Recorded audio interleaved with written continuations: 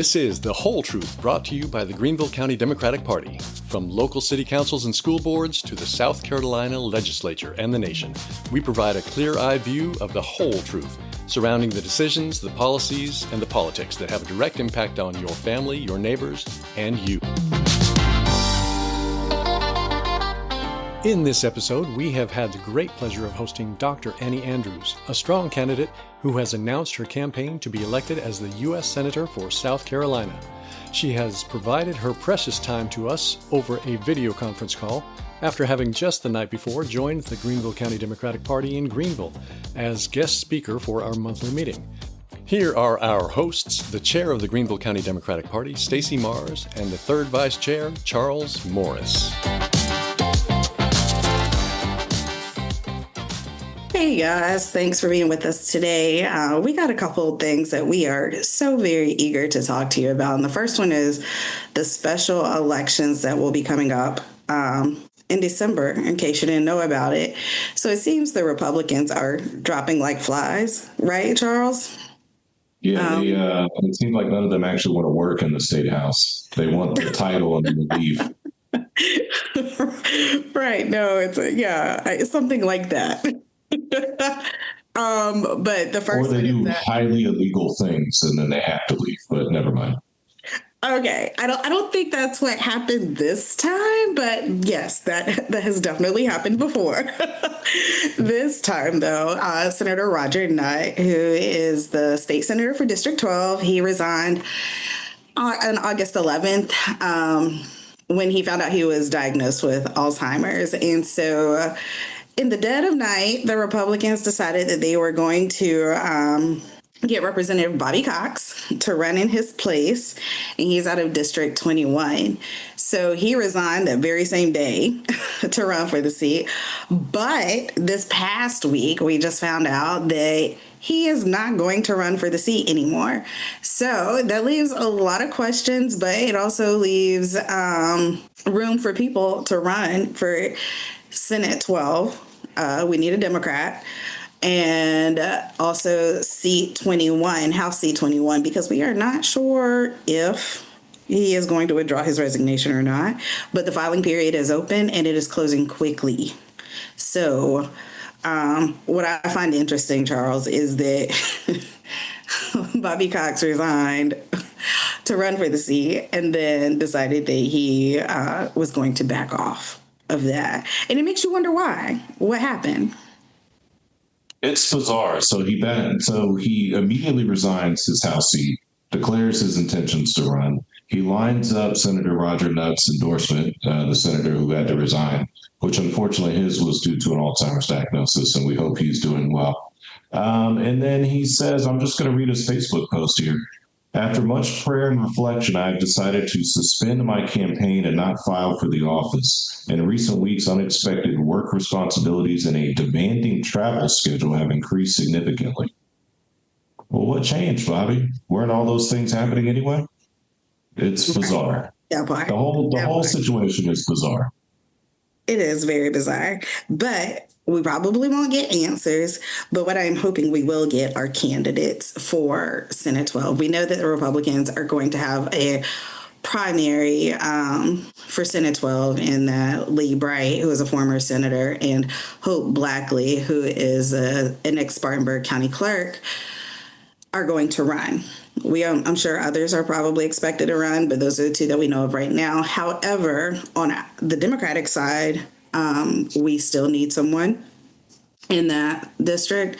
And like I said before, we need someone in House District 21. So this is for the people who have said, what can I do? How can I step up? How can I serve my county? This is one way you can serve your county by running for office. And so, if you are looking to, and this is my plea, I know I'm supposed to be talking to you, Charles, but right now I'm talking to everybody else. Come talk to me. Let's talk and see what we can do. We definitely need Democrats running against Republicans, whether it's a special election or a general election. We need you. Please, if you are scared about what's happening to your country, if you're mad, if you're frustrated, whatever, please step up. We need somebody to step to the plate, because we can sit here and talk all we want. but somebody has to be willing to step up and put themselves out there and run. And that's a big ask, and we understand that. But you will have a lot of support, starting with me and Stacey. Absolutely. And speaking of elections, Lieutenant Governor Pamela Evette, let's talk about that one. So obviously, there's a governor's race in 2026, and the Republican field is it's got a lot of people in it, and it's varied, and it's kind of whack job central right now. But our esteemed lieutenant governor, who I don't know if anybody has seen or heard of anything from her in the last 8 years, but she officially declared her campaign and had a kickoff event right down the road from us in Greenville, which is kind of especially disturbing. But she is clearly running to be, I don't know, Donald Trump's right-hand woman in South Carolina. She is essentially running on his platform. I think I saw campaign posters that said, "Keep South Carolina great." I think we can read into all the dog whistling that's echoing off of that poster. So Right. that was kind of disturbing to see. But yeah, she wants to end the state income tax, expand school choice, because man, the Republicans love school choice. Which is just code for I don't want my kids going to school with other black and brown kids. Roll back business legislation and take a hard line against woke corporations. What is a woke corporation, Stacey? You know, your guess is as good as mine, Charles. Because of what? Like they want to give women jobs. Oh, that's woke. I didn't know that. Wow. I want to make sure black people aren't kept out of management. Man, that's very woke. Right. Like, oh my God. Like that sucks. They don't want gay people to get paid. Oh, okay. That's a bit much there for me. I don't know. She's I just think it's funny that she is going full on MAGA after having been so quiet for the past 8 years, like literally nothing from her in 8 years. And now all of a sudden she seems to have found her voice. I mean, is that woke that she's now all of a sudden, a woman is now all of a sudden speaking up or running for governor? Lots of questions on that one. Lots of questions. We know absolutely. It begs the question, Stacey, how can you run on this kind of platform as a woman when it seems like the end result is your rights are taken away? Right, exactly. So I'm just kind of, the other thing that I thought was pretty funny is the ending the state income tax. I don't know if any of you follow Representative Justin Bamberg. He talks about it a lot on social media, but apparently it was the Democrats' idea to end the state income tax. So the fact that the Republicans and she specifically is picking up this mantle, it's just really, really funny how these things happen and that it's bad if we do it, but it's okay if they do it. So, she's interesting to say the least. It's funny to me that Governor McMaster has not endorsed her, or has he? I don't think he's officially endorsed anybody. I think our wonderful governor is, he's how do I say this politely?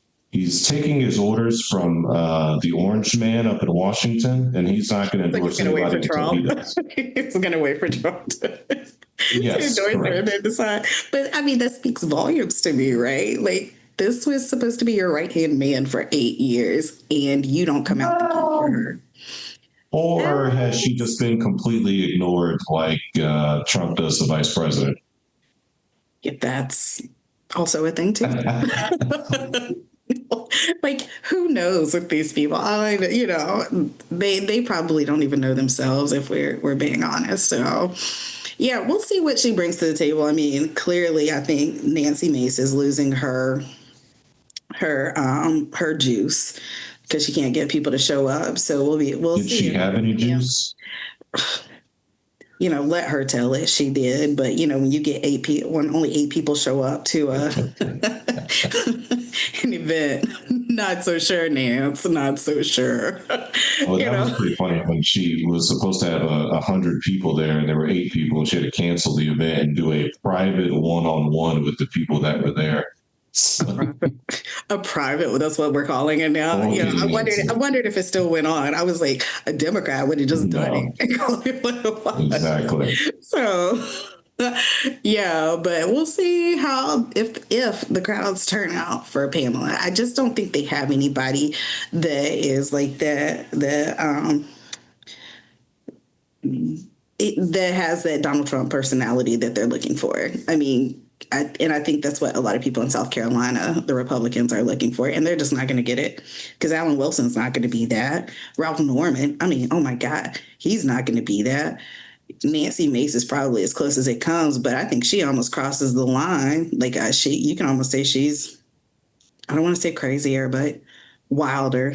We'll go with that. Well, I think Than Donald that's Trump. the trap that Republicans fall into, and this happens all across the country. They trip over themselves trying to appease Donald Trump, and they feel like the best way to do that is to just act like him. But what they don't understand is whatever appeal that man has, which clearly he does, nobody else has it. You cannot emulate that particular brand of crazy. You just look crazy. And Nancy looks crazy. And Pam is going to end up looking just as crazy. I know she's trying to put a pretty little dress on the MAGA movement and put her little South Carolina twist on it, but I think she's just going to end up looking just as crazy. I agree. So now, here are the chair of the GCDP, Stacey Mars, and the third vice chair, Charles Morris, with U.S. Senate candidate Dr. Annie Andrews. Okay. I'm recording, so thank you very much, and let's get it going. All right. So tonight we have with us Dr. Annie Andrews. We're excited to have you. Thanks for being with us. Annie, but before we start and, really talk about your platform, we just want to talk a little bit about the shooting that happened in Minneapolis today at a school. I believe the children were in chapel or praying, and somebody came in and shot up the school, killed 2 kids, I believe, injured, 17 others. So we already see it's the beginning of the school year, and we've already had one mass shooting. I saw you talk about it a little bit on your TikTok today. Could you just talk about it a little bit more?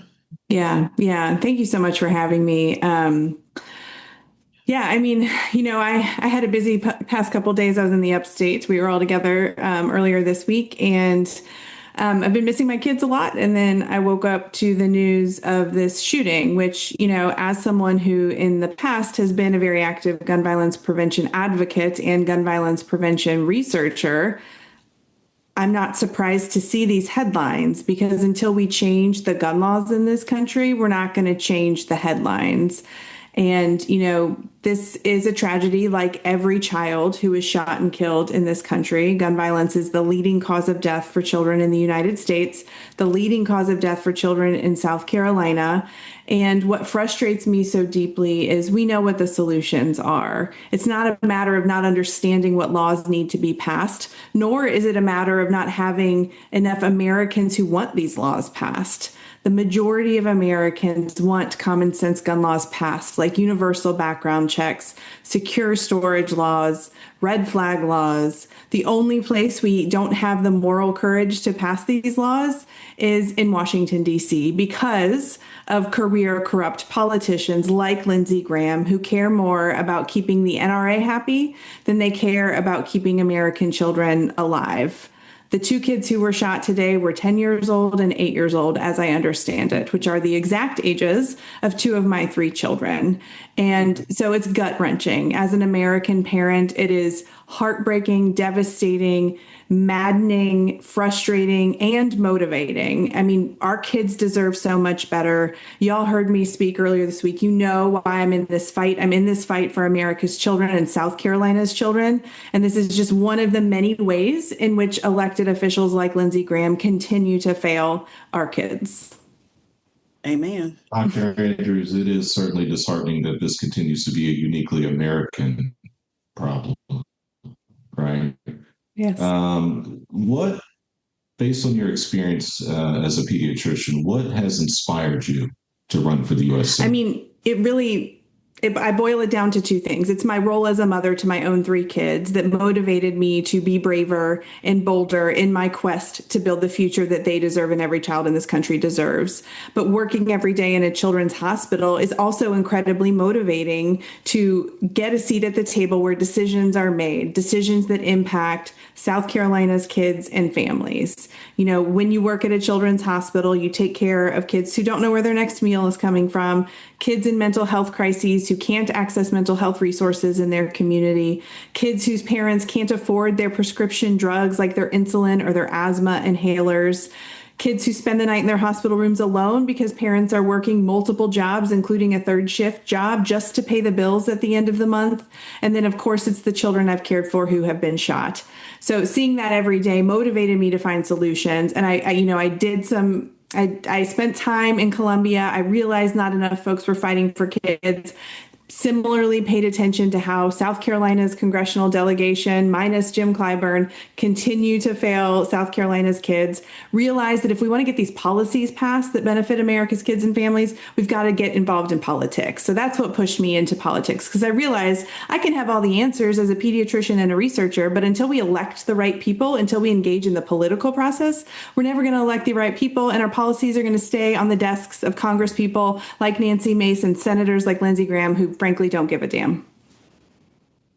Absolutely. I find it funny that you say, you realize that politics was the only way you were going to be able to change, because so many of my friends are like, oh, I hate politics. I'm like, well, politics is life. It determines pretty much everything, right? And so whether you're, a business person or a doctor or, a stay-at-home mom or just a mom, period, like, politics is life, right?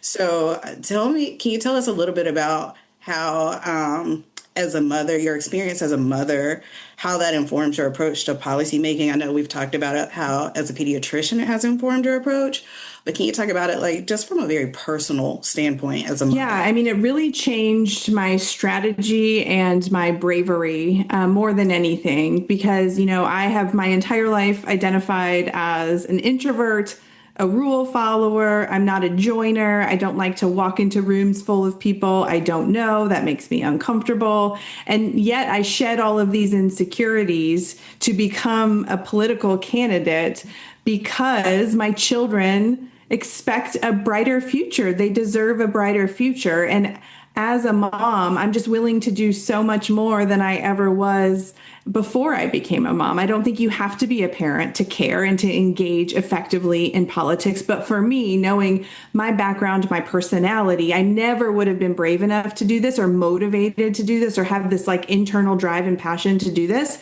if it wasn't for my three kids, because I reevaluated everything when I became a mom. And just, I have three kids, and my youngest was born 6 days before Donald Trump was elected in 2016. So it was a very eye-opening moment for me as a mom of a brand new baby girl. And in that moment, I just knew I was going to have to find a way. So it does affect the way I think about policy and, my desire for more affordable childcare, higher quality, accessible public education, accessible, affordable healthcare, urgency to address climate change, action on gun violence. But more than anything, my role as a mom has changed my willingness, my character, my just how brave and bold I have become, because I am a mother.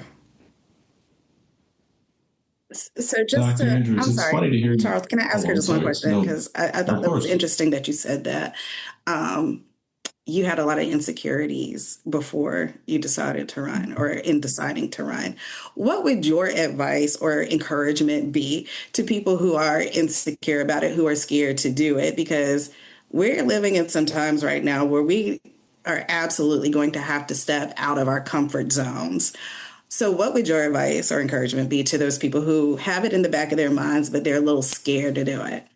It's a great question. And first and foremost, just do it. This moment is so urgent. We cannot let this moment pass us by. We have to be brave and bold. We expect our children to be brave and learn how to hide from bad men with guns when they're learning to read and write. We can push ourselves outside of our comfort zones. And if you all knew me, anyone listening knew me 10 years ago, you would understand that you are fully qualified to do this, because I was not an effective public speaker. I didn't know how to fundraise. I didn't know how to command a room or communicate clearly in venues like this or on cable news or use my social media effectively. I've learned all those skills because I care so much about the problems I'm trying to solve. So anyone out there who has any itch to run, now is the moment. We saw the results of the special election. Was it in Iowa last night? Yep. I mean, and we've had one in South Carolina, these huge swings to the left. Now is the moment, especially if you are a young person, let us pass the mic to you. You are fully qualified. Folks in the Greenville County Party can help you along, can teach you what you need to learn. Organizations like Emerge can help those women out there thinking about running. It's just you are fully qualified. God, we need you. If you listen to what's happening in Columbia and in city councils and county councils across the state, you'll realize we need reasonable, logical, pragmatic leaders who actually want to solve problems.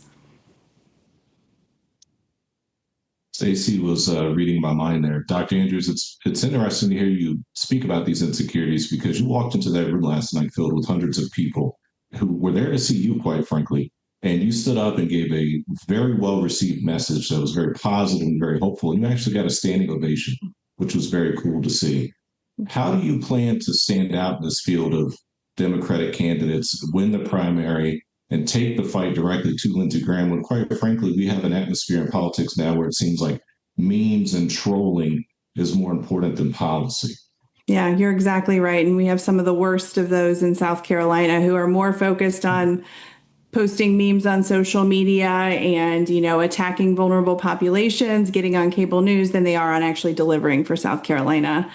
Yeah, you're right. I mean, my life has been quite a transformation to go from someone with all those insecurities I described to someone who could walk into that room. And, I don't get nervous before you pass me the mic anymore, and I've heard Kamala Harris say this, when you know that your message is so important and you believe in it so much and you want to communicate it to the audience, that's all that matters. And that helped me in the process of running for Congress before, and just putting in the reps and doing the practice made me a more effective, more confident public speaker. And I think that, my passion can command a room because it is just so authentically me. And that's how you get these passionate, captivating public speakers. And it's all just coming from inside of me. So your question about how I'll set myself apart in the other Democratic candidates in this primary, I think first and foremost, it's about doing the work, not the fun work of last night of showing up into a room full of people and, getting a standing ovation. That's the fun part. The hard part, the unglamorous part behind the curtain, is the hours and hours and hours on the phones fundraising, because South Carolina deserves a candidate who has the ability to raise the millions of dollars that it will take to hold Lindsey Graham accountable. Lindsey Graham would wants nothing more than to have a Democratic opponent that has no money in the bank. And I wish money wasn't in politics. I really do. I wish we could get dark money out of politics. I wish we had public campaign financing, because then I could do more of what I did last night and less of what I've been doing all day today on the phones. But that's just not the way the rules are written right now. So we deserve a candidate who is committed to doing the work. And I take the same approach to the fundraising part of this campaign that I took to medical school. I didn't sign up to medical school to slack off and maybe fail. I didn't sign up to run for office to slack off and do half the work. So I'm out there doing the work, and my finance reports will reflect that, have already reflected that, and that's what South Carolina deserves. So on top of that, I'm going to be everywhere I can be, communicating my message and my passion and my hope for a brighter South Carolina. I love that you. Go ahead. No, I'm sorry, Stacey. I was going to say, as a doctor, as you mentioned, you've directly witnessed those struggles that families have just paying for basic health care. So what specific policy measures do you plan to champion to make sure that everybody has equal access to health care, especially children? We're going to have a lot of rebuilding to do after what the Trump administration has already done to attack our nation's healthcare system. First and foremost, we're going to have to rebuild Medicaid or something else like Medicaid that can serve vulnerable children who are living in poverty, patients with complex chronic diseases, patients in nursing homes. We're going to have to rebuild the system that we had before. But my hope, my glass half full hope, is that we can rebuild something that is better than what we had before the Trump administration got their hands on our healthcare system. A fully funded Medicaid program or something even better. I think I talked about this last night, a national federalized program for healthcare for all minors in America. We support our aging population once they've left the workforce with the Medicare program. Why don't we invest in the health of children before they enter the workforce? Because they're going to be healthier in the workforce then, and then they're going to have fewer chronic conditions for when they're on the Medicare program. So it would be a cost-effective approach to improve the health of every child in South Carolina and every child in this country. So I think we're going to have an opportunity to think really big about what we could do to make our healthcare system more accessible to more Americans. There's some really practical things we can do to lower the cost of prescription drugs. The way we price prescription drugs in this country compared to how they do it in most European nations is honestly just bananas. And it's because of big pharma and their influence on politicians like Lindsey Graham. So we need to get serious about addressing. And the Biden administration did a great job of, capping the cost of insulin and lowering the cost of out-of-pocket cost of prescription drugs for folks on Medicare. But there are very simple policy solutions. We just need more leaders who will enact them. And then finally, really my number one policy priority is to pass an expanded, permanent, fully refundable child tax credit. Because when we had one and when it went into effect during COVID, it lifted millions of American children out of poverty. And that essentially would address many of the things I talked about that I saw in the Children's Hospital every day. And, it expired, and we just lack a broad bipartisan support for an expanded, permanent, fully refundable child tax credit. It actually came up for a vote several months ago, and essentially all Republicans voted it down. And that would be just a really simple solution to provide immediate relief for all those families we know in South Carolina who are struggling to figure out how to pay their bills at the end of the week or the end of the month. Absolutely. It made me upset to see that tax credit expire when it helps so many families. And I know with you being a pediatrician, you've probably had to deal with children who have mental health issues and things of that nature. So if you will just speak to that for a minute in the ideas that you have, maybe to expand mental health support for children and families, especially in underserved areas, because we know those are the areas that really can't afford it. They probably don't even have insurance. And the last thing on their mind is getting mental health support for them and their children. That's right. It is always the last thing on their mind. And it is, I think folks don't understand how dire the situation is when we talk about the mismatch of need for mental health services and the actual supply of mental health professionals in the state of South Carolina. It's not unique to South Carolina, but like almost everything, things that are bad in other places are worse in South Carolina. And as someone who worked in the Children's Hospital in the Low Country for 15 years, I can't tell you the number of times I would take care of a patient who would get admitted after some self-harm behavior or some thoughts of suicide, suicidal ideation or attempts, and we'd medically stabilize them. And so many of them would just sit in the hospital and wait and wait and wait because the psychiatrist had determined they weren't well enough yet from a psychiatric perspective to go home, but there was no bed for them in the very limited inpatient psychiatric facilities that we have. So that's like the most acute part of this problem, because we have patients taking up hospital beds, not getting psychiatric care, waiting for a bed to open up. And then, much broader than that, we just have a lack of resources overall. We try to refer these patients once they're leaving the hospital to find a counselor, a therapist, psychologist, or psychiatrist in their community. And it's nearly impossible to do that. And again, back to my frustrations as like a problem-solving person, there are policy solutions that could fix this problem. And those include incentivizing folks to go into mental health care professions by providing loan repayment, by, encouraging them to come work in our rural underserved areas so that we can bulk up our mental health services. And the reason one of the main drivers that there's such a paucity of mental health professionals is because of the way our insurance is structured. So many insurance plans don't, if they, the ACA helped, but they don't cover the full breadth of mental health services that so many of these kids and young people need. And so, if folks don't have insurance, they're not going to seek the services. And so it's really hard from a business standpoint for a mental health professional to make it work when our insurance system is not built to support the provision of widely accessible mental health services. And, you walk into one public school or one children's hospital, and it is so apparent that the need is just growing and growing and growing. And our kids deserve so much better. And we've got to elect more problem solvers who will get serious about addressing problems like the mental health crisis in South Carolina, rather than, just like catering to our current president. Oh, you said a word on that one.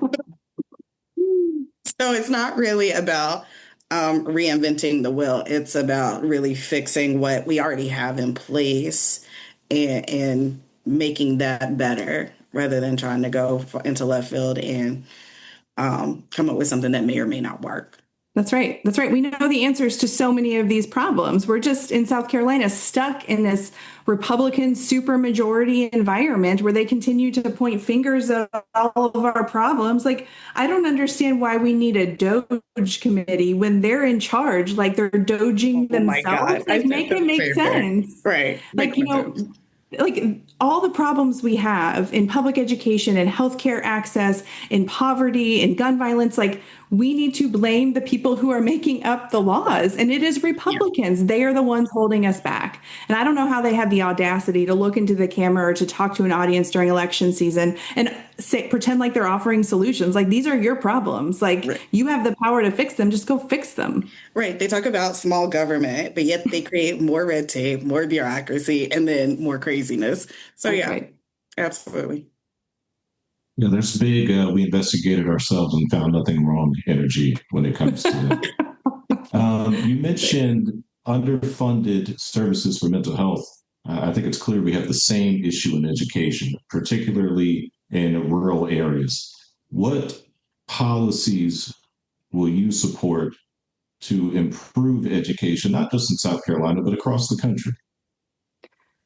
I think foundationally, we need to all get back to our shared value that we believe every child in this country deserves access to a high quality public education, regardless of the zip code into which they were born.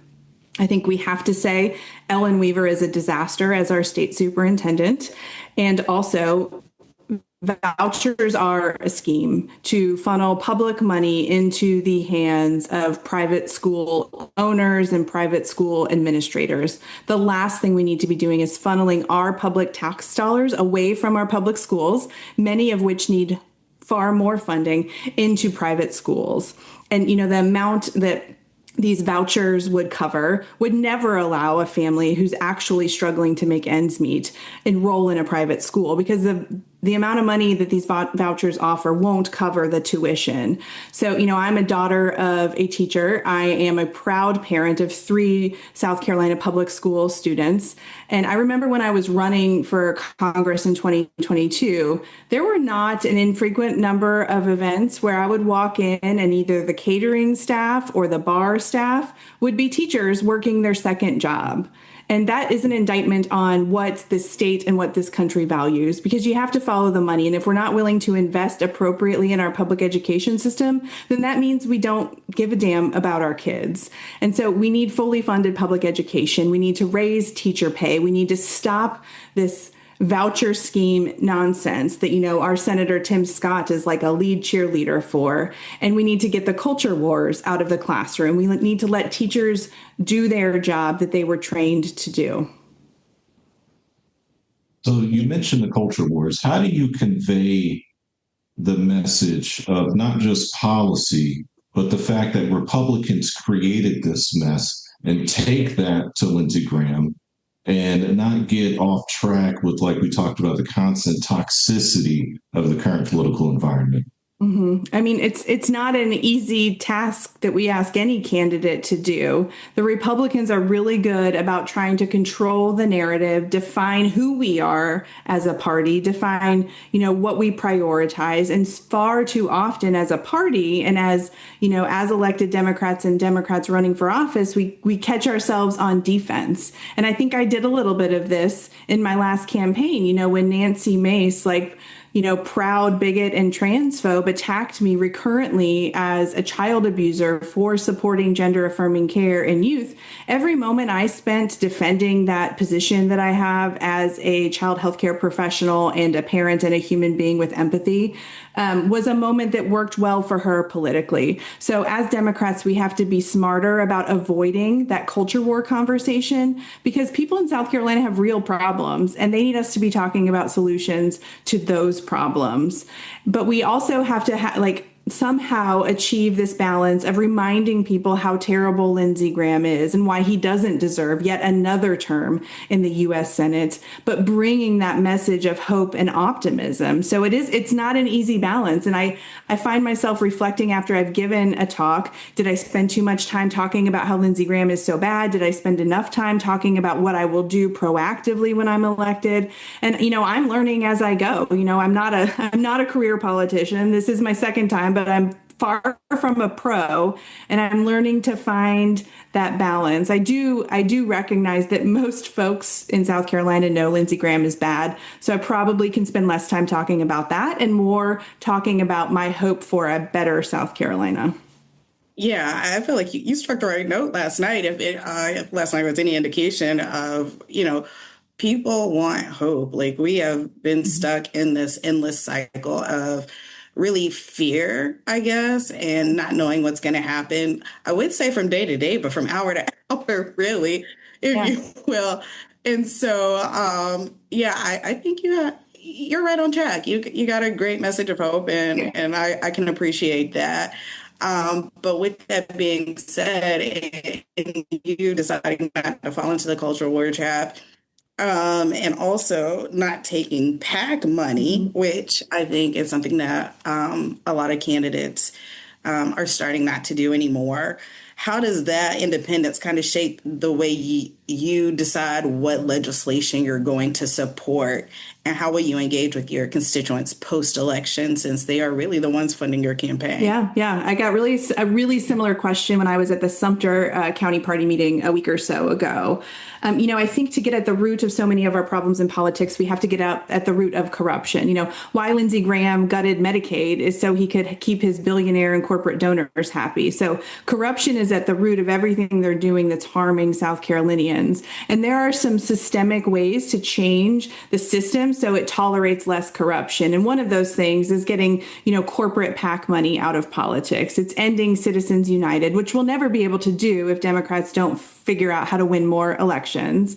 I also, as a younger person in politics, someone who has a different career to go back to, I believe in term limits. I will term limit myself to 2 terms in the U.S. Senate. And I think another root of corruption, and it's something that motivates people to run for office, not for the right reasons, is, enriching yourself while you're in office. So we need to ban members of Congress from trading stock. And a lot of that will, I think, decrease the amount of corruption the system can tolerate. I made a personal decision not to take corporate PAC money, although I know the other side is taking it. So is that a smart move for Democrats? I don't know. I don't think that if Big Pharma writes me a check, it's going to change one thing I believe about how our healthcare system should become more patient-centered and less pharmaceutical and insurance company-centered. But I have taken the no corporate PAC money pledge.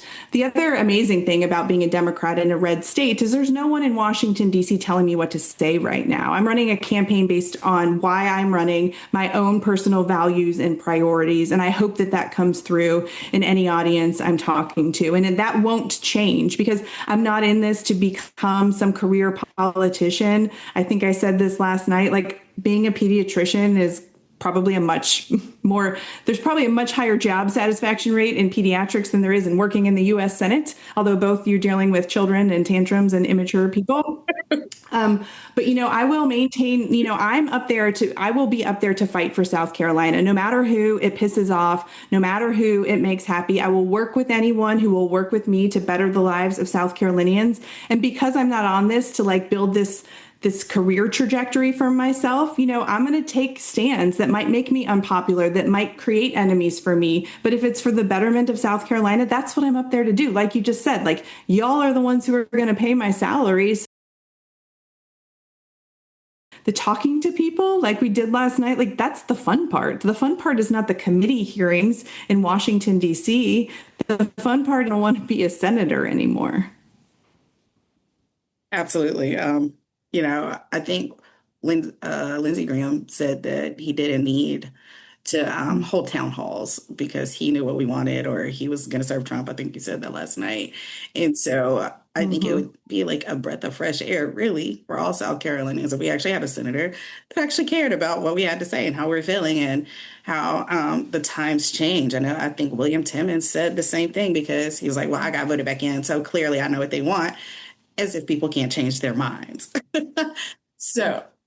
Right. So I think it's great that you would be willing to come back and do town halls and talk to constituents, because it's something I believe that is truly missing in politics right now. Charles, did you? So my question would be based on something you just said, which is Democrats need to win more races.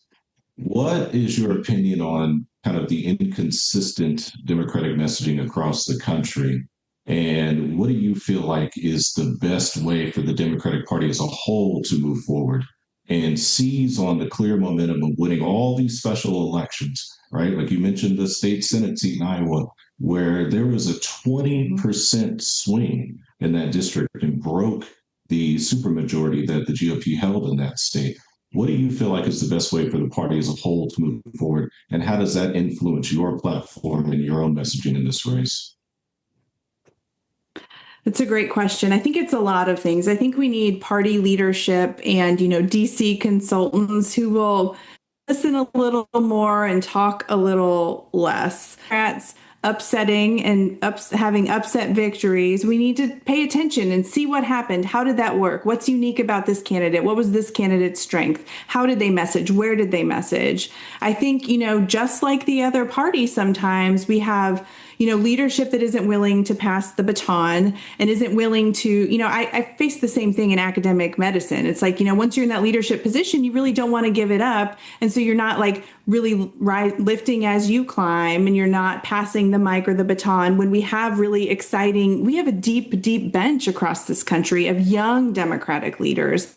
And I think we need to do more to lift them up, to give them the microphone and give them the platform to grow into the kind of leaders this country needs right now. I also think, we're stuck in our old patterns of the way we spend our campaign money, how much of it goes on TV, who still watches TV, how much of it goes on digital. So many of our candidates kind of use the old playbook, which we know hasn't worked, and don't rethink how to do things. And also, we need to meet people where they are. And those of you here know that that's social media. I think people think I'm maybe a less serious candidate because I take social media really seriously, but nothing could be further from the truth. I understand that's where people are. I just show who I am and talk about why I'm fighting and what I'm fighting for. And I think people are really hungry for leaders like that.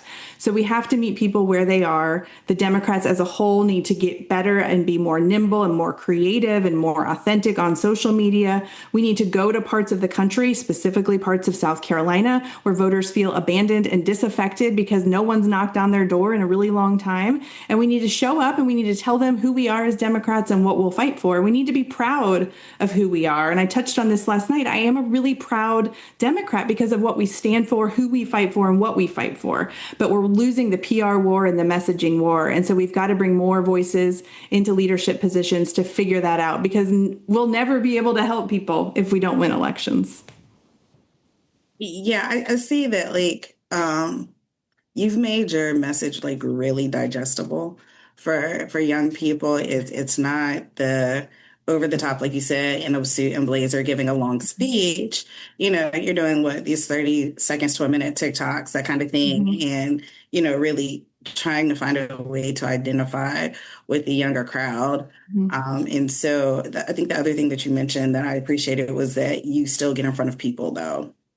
In that vein, can you just tell us like how you plan to use social media a little bit more when you're doing all of this? Because I know what I see, but I'd like to Mhm. see, know your strategy behind that, Yeah. if you're willing to talk about it a little bit. Yeah, I mean, I think I've surrounded myself with people who believe in me as a whole human being and understand that I'm not going to be one of those candidates who, when I'm told to be quiet, stays quiet, or when I'm told to redirect, redirects. I'm all ears for people who have expertise that I don't have, campaign knowledge that I don't have. I'm not trying to say I'm stubborn, but I'm so just forthright in why I'm doing this.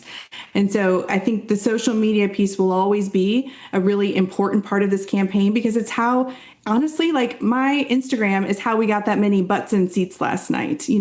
That is the name of the game right now. And then once those butts are in the seats, we need someone who can compel them to feel excited and passionate and hopeful. And that's like the magic recipe, I think, to how we're going to finally turn the tide. I mean, Lillian Brock Fleming was talking about, we have enough Democratic votes in a state. They just don't, they feel abandoned. They feel that they haven't been listened to. And so, this is how we can win elections statewide in South Carolina, but we've got to be meeting people everywhere. And, I enjoy the social media aspect of it. I find it a really effective way to bring party meeting, but they found me on social media because, they thought I was like a mom just like them. And then it brings them in. And that's exactly how we like widen the tent. That's how we get more volunteers on our local races and on our statewide races, and that's how we start winning elections. And so we've got to present ourselves as whole human beings in every way. And for me, a big part of that is reaching people on social media. And so I'm on all platforms now. I take all the advice I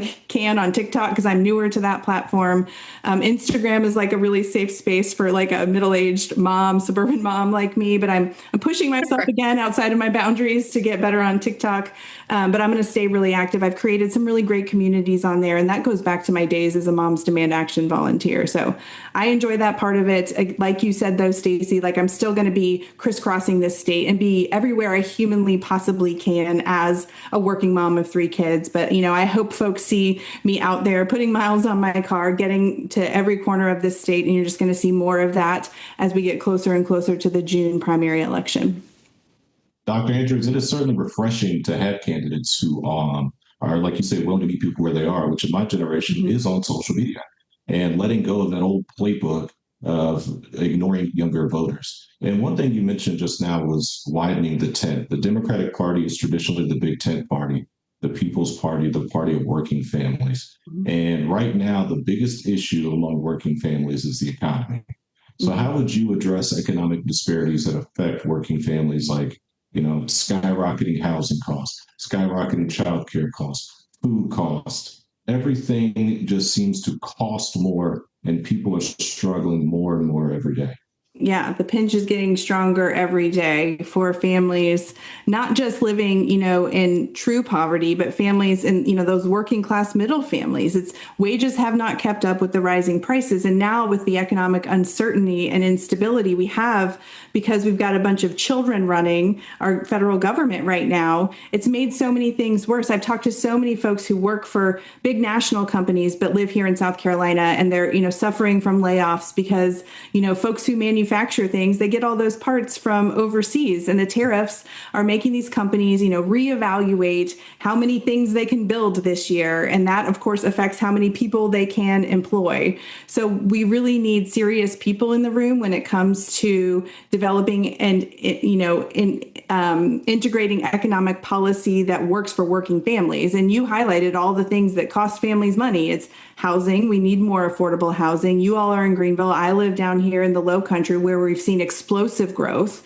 And, there's so many people who work in downtown Charleston but can't afford to live anywhere near downtown Charleston because we haven't gotten serious about building enough affordable housing. So we need to get serious about affordable housing solutions. A lot of that is at the state level, county level, city level, but there are some federal solutions as well. Grocery prices. I do the grocery shopping for my family most of the time, and I continue to see prices rise. And a lot of that is due, again, to the economic uncertainty post-COVID-19 pandemic and, Trump just playing games with tariffs. And it's really hurting our farmers and, our business owners and our workers.